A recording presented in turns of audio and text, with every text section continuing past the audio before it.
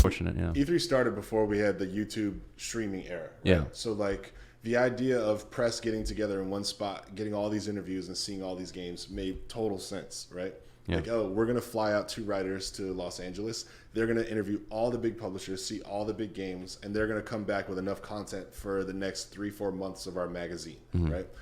Completely understandable. Yeah. Now we're in an era where, and then also for the people making those games, there was no better way to get the message out than obviously through newsprint, through magazine. Like you're not going to go on Prodigy internet and be like, hey, here's all our games coming out. Click this video at like 3 frames a minute.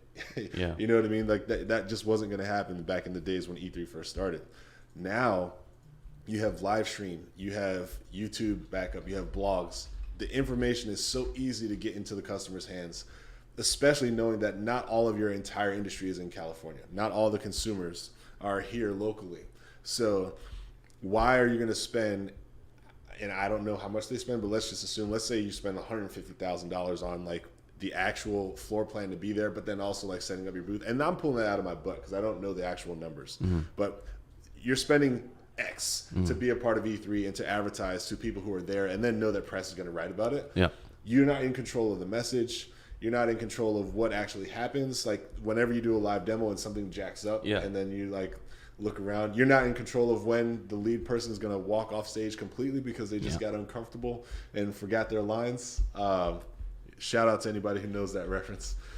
But basically what you're looking at is it's very expensive to be brick and mortar, especially right now when there's so much competition in gaming.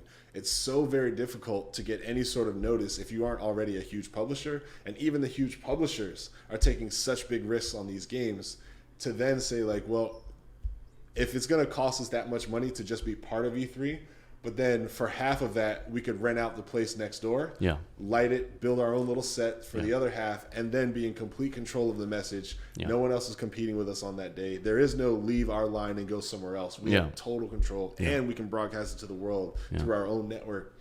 I see exactly what